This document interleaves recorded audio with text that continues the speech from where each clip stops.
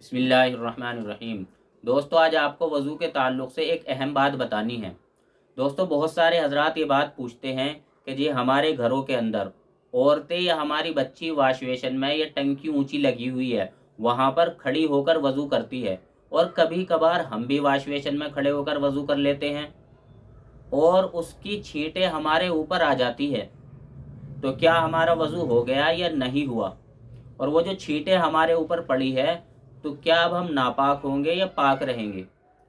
तो दोस्तों, सबसे पहले तो आप ये बात समझें कि अगर कोई आदमी वज़ू खड़े होकर करे या औरत खड़े होकर करे और उसने वज़ू के फ़राइज़ और सुन्नतों के आदाब की रियायत करते हुए किया, यानी अच्छी तरीके से हाथ पैर धोए, मसा किया, पैर धोए, अच्छी तरीके से धो लिया, तो तब भी उसका वज़ू हो जाएगा। और अगर बैठकर ये सारे काम किए तब भी उसका वज़ू हो जाएगा। एक बात तो ये हुई। दूसरी बात ये कि अगर वो छींटें उनके ऊपर पड़ेगी तो दोस्तों ना मर्द नापाक होगा ना औरतें नापाक होएगी।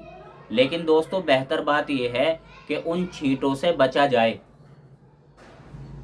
हम या तो बैठकर वज़ू करें और इसी तरीके से हम लोटे में या जग में पानी लेकर या मग्गे में पानी लेकर या एक वज़ू का लोटा खरीद लें, उसमें पानी भरकर हम बैठकर इत्मीनान के साथ हम वज़ू करें। क्यों? इस वजह से दोस्तों, उलमा ने वज़ू के आदाब में ये बात लिखी है कि आदमी और औरत वज़ू बैठकर ऊंची जगह पर क़िबले की तरफ रुख करके करे। ये वज़ू के आदाब में से है। क्यों? इस वजह से कि जब आदमी बैठकर ऊंची जगह पर बैठकर वज़ू करेगा तो उसके ऊपर छींट नहीं आएगी। इसलिए दोस्तों, हर मुसलमानों को घर के अंदर ये बात होनी चाहिए कि एक या दो टंकी घर में इस तरीके से लगाएं, नीची तरीके से, या उसमें पाइप लगा लें, और आगे इस तरीके से हम एक दो ईंट लगा लें कि हमारे बदन के ऊपर छींटें बिल्कुल ना पड़े। इस तरीके से वज़ू खाना हर मुसलमान को अपने घर में बना लेना चाहिए। और अगर किसी के नहीं बना हुआ तो उसको चाहिए कि वो मग्गे में या जग में या लोटे में पानी लेकर वज़ू करे, ताकि उसके बदन पर छींट ना पड़े। दोस्तों, छींट पड़ने से आदमी औरत नापाक नहीं होते, लेकिन छींट से बचना ज़रूरी है। क्यों? इस वजह से दोस्तों, हज़रत आमिर बिन अबसा रज़ी अल्लाह अन्हु की रिवायत है कि उन्होंने अल्लाह के नबी सल्लल्लाहु अलैहि वसल्लम से पूछा था कि आप मुझे वज़ू के मुतालिक बताइए।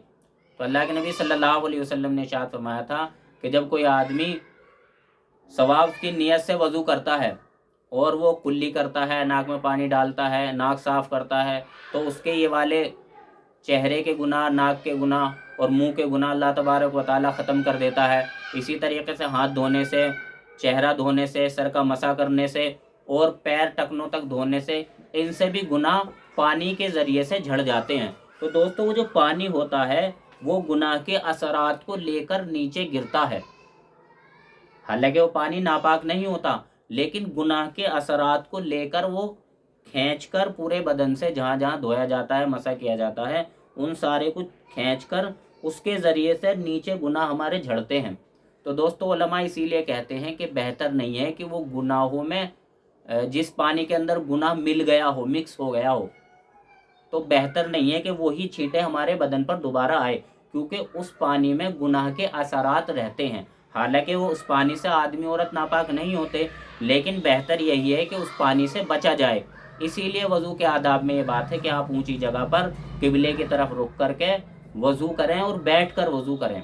अल्लाह ताला हम सबको सही समझ की तौफ़ीक़ नसीब फरमाए। व आखिर दावाना अनिल हम्दुलिल्लाहि रब्बिल आलमीन।